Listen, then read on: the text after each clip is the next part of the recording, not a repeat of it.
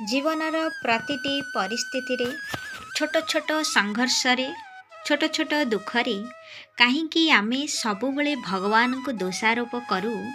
भिन्न भिन्न लोकंक जीवन में भिन्न भिन्न प्रकार दुख थाए, संघर्ष थाए। समस्तंक दुख निजपाई सबुबले बड़ होई थाए, छोट केबे भी नुह। किंतु सबु दुख को सुखरे परिवर्तन करिवार एकमात्र बाट हेउची समाधान रो मार्ग खोजिबा। आमे से मार्ग सेतेबेले पाइबा जेतेबेले आमे दुख को बड़ न भावी छोट भाविबा को लागिबा। सबुबले निज दुखर कारण रे भगवान को नियति को दोषारोप करिबा पई पड़ी थाए। तेबे चलंतु जानिबा भगवान को दोष देवार असल परिणाम जे कौन हेई पारे। थरे जणे कृषक भगवान को उपरे बहुत रागिगला, कारण कृषक जनक बहुत परिश्रमी थिला। कठिन परिश्रम करी से ता बिलरे धान, गहम, मांडिया, बिरी इत्यादि अनेक प्रकार चाष करे एवं ए चाष काम करी ही से ता परिवारर पेट पोषी थाए, तार लाज महत करि थाए।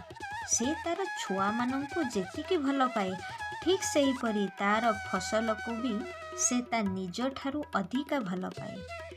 किंतु अधिकांश समय रे तार फसलर अधिकांश अंश नष्ट हो जाए। केबे मरुड़ी आसे तो, केबे बन्या, केबे बात्या तो, केबे अधिका खरा हुए। एमिति अनेक प्रकारर प्राकृतिक विपर्यय आसे आउ तार फसल नष्ट हेबाकु लागे।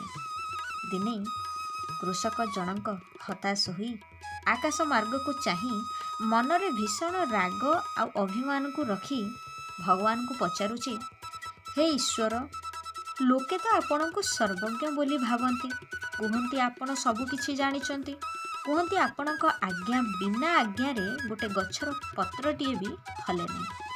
हेले आपण मो सह काहींकी एमिति करूछंती? आपण मते तो लागुछि आपण किछि भी जानि नाहंती। जदि जानि थांते तेबे असमय रे लोकमानंकर एते बड़ क्षति करि पारि न थांते। लोकटी भीषण भावरे रागी नियति को बारंबार निजर राग अभिमान तीक्ष्ण शब्द कहिबाकु लागिला। शेषरे भगवान कृषकर एही तीक्ष्ण शब्द को सुनी मने मने तो बहुत हसुथांते। हेले से करिवे कौन? वर्तमान समय आसीछि, भगवान कृषकंक आगरे प्रकट हेले आउ कहिले, तोर नियति उपरे राग अछि तो ठीक अछि, मु तते एमिति एक बर देउछि जेउ बर साहाଯ୍य रे तू तो निज इच्छारी तो चाष पाई जेमिति पाग चाहिबो तू सेमिति पागर परिवर्तन करि परिबो। तो चाष रे कौनसी भी बाधा विघ्न आसीबो नहीं। जहा तोर खुशी तू सेही अनुजाई पागर व्यवस्था करिबो। भगवानकर एपरी कथा सुनी कृषक जनक मने मने बहुत खुशी हैला एवं से मने मने भगवान को बहुत साधुवाद मध्य जणैला। भगवान एही समय रे ताठारु विदाय नेले। कृषक जनक खुशी मनरे बिल को गला, सांगे सांगे ता मन पसंदर गहम चाष को आरंभ करने को लगिला।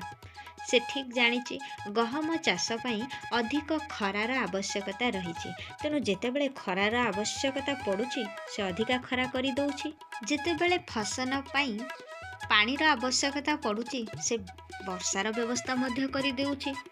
एही भली भाबरे ता फसल रे बात्या, बन्या एही भली कौनसी भी गोटे भी प्राकृतिक विपर्यय आसीबाकू से जमा भी देलानी।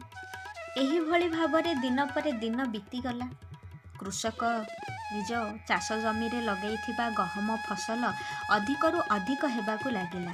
एते अधिक हैला जे जहाँकि कृषक आगरु केबे भी ता जमी रे एभली फसलर व्यवस्था से देखि नथिला। मने मने खुशी हेउथाए एवं भगवान को मध्य से साधुवाद जणाउथाए। मने मने भाबुथाए कि जे वर्तमान मो पाखरे संपूर्ण रूपे प्रमाण अछि जहाँकि मु भगवान को देखै पारिबी जे मु ठीक थिले एवं आपणकर नियति भूल थिला। आपण जेउ भली भाबरे अन्यर असुविधा करूछंती एवं मु किपरि ताहाको सुविधारे परिणत करिछि ताहा आपणको एबे प्रमाणर सह देखाइबी। एही परि किछि दिन बीतिला परे जेतेबेले फसल काटिबार समय आसिला କୃଷକ ଅତି ଆନନ୍ଦ ମନରେ ତାର ଫସଲ କାଟିବାର ବ୍ୟବସ୍ଥା କଲା। କିନ୍ତୁ ଏ କ'ଣ ହେଲା, ଫସଲକୁ ସେ ଯେତେବେଳେ କାଟିବା ଆରମ୍ଭ କଲା, ଦେଖିଲା ଗହମର ପ୍ରତିଟି ଦାନା, ଗୋଟିଏ ବି ଦାନା ଶକ୍ତିଶାଳୀ ନୁହଁ।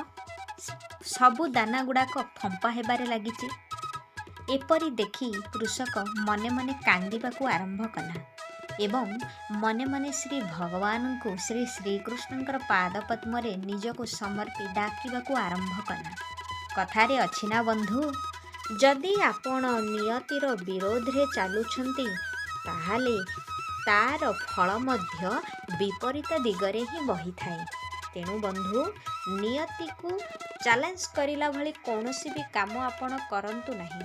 କୃଷକର ଏ କରୁଣ ଚିତ୍କାର ଶୁଣି ଭଗବାନ ଶ୍ରୀକୃଷ୍ଣ ପୁଣି ଥରେ ପ୍ରକଟ ହେଲେ ଏବଂ କୃଷକକୁ କହିବାକୁ ଲାଗିଲେ ଯେ, ହେ ଚାଷୀ, ତୁମେ ତୁମ ଶକ୍ତି ବଳରେ ଯେଉଁ ଖରା, ବର୍ଷା, ବନ୍ୟା, ବାତ୍ୟାକୁ ଆଡ଼େଇ ନିଜ ଫସଲକୁ ଅତି ଶକ୍ତିଶାଳୀ କରିବାକୁ ଲାଗିଲ, ସେହି ଫସଲ ଯେ ସଂଘର୍ଷ କରିବାର ଗୁଣ କିଛି ବି ଶିଖିପାରିଲା ନାହିଁ। ମୁଁ ଯେତେବେଳେ ବନ୍ୟା ବା ବାତ୍ୟା କରାଇଥାଏ, ଫସଲ ନିଜର ଅସ୍ତିତ୍ୱକୁ ବଞ୍ଚାଇବା ପାଇଁ ସେ ସଂଘର୍ଷ କରିବା ଆରମ୍ଭ କରିଦେଇଥାଏ। ନିଜର ଅସ୍ତିତ୍ୱକୁ ବଜାୟ ରଖିବା ପାଇଁ ତାର ସଂଘର୍ଷକୁ ସେ ଅତି ଜୋରରୁ ଜୋର ଭାବ କରିଦେଇଥାଏ, ଯାହାଫଳରେ ତା ଆଗରେ ନିୟତିର ବନ୍ୟା ବାତ୍ୟା ବି ହାର ମାନିଥାଏ। କିନ୍ତୁ ତମେ ଏ କ'ଣ କଲ? ନିଜର ଖୁସି ମୁତାବକ ବନ୍ୟା, ବାତ୍ୟା, ଖରା, ବର୍ଷା ସବୁ ନିଜ ଇଚ୍ଛା ଅନୁଯାୟୀ କଲ ଏବଂ ନିୟତିର ବିରୋଧରେ ଯାଇ କାମ କଲ। ବନ୍ଧୁଗଣ, ଲୁହାରେ ଲୁହାର ଆଭାସକୁ ସେତେବେଳେ ଚିହ୍ନି ହୁଏ ଯେତେବେଳେ ସେ ନିଆଁରେ ଜଳି ହାତୁଡ଼ିର ପ୍ରହାର ଖାଇଥାଏ। ବିନା ସଂଘର୍ଷରେ ଜୀବନରେ କେହି ବି କେବେ ବି ଆଗକୁ ବଢ଼ିପାରି ନଥାଏ। ସିଏ ଫସଲ ହଉ, ମଣିଷ ହଉ, ଉଦ୍ଭିଦ ଜଗତ ସହିତ ପ୍ରାଣୀ ଜଗତ ମଧ୍ୟ ହୁଅନ୍ତି। ନିୟତିର ବିରୋଧରେ ଯାଇ ଆମେ କେବେ ବି କାମ କରିପାରିବା ନାହିଁ। ଯେଉଁ ବ୍ୟକ୍ତିମାନେ ନିଜର ଛୋଟ ଛୋଟ ସମସ୍ୟାରେ ବି ଶ୍ରୀ ଭଗବାନଙ୍କୁ ଦୋଷାରୋପ କରିଥାନ୍ତି, ସେଇମାନଙ୍କ ପାଇଁ ଏହି ସୁନ୍ଦର ଭିଡ଼ିଓଟି। ଆଶା କରୁଛି ଏହି ସୁନ୍ଦର ଭିଡ଼ିଓ ମାଧ୍ୟମରେ ଆପଣମାନେ କିଛିଟା ଶିଖିଥିବେ। ଭିଡ଼ିଓଟି ଭଲ ଲାଗିଥିଲେ ଚ୍ୟାନେଲକୁ ଲାଇକ୍ ଏଣ୍ଡ ସବସ୍କ୍ରାଇବ୍ କରିବାକୁ ଭୁଲିବେନି।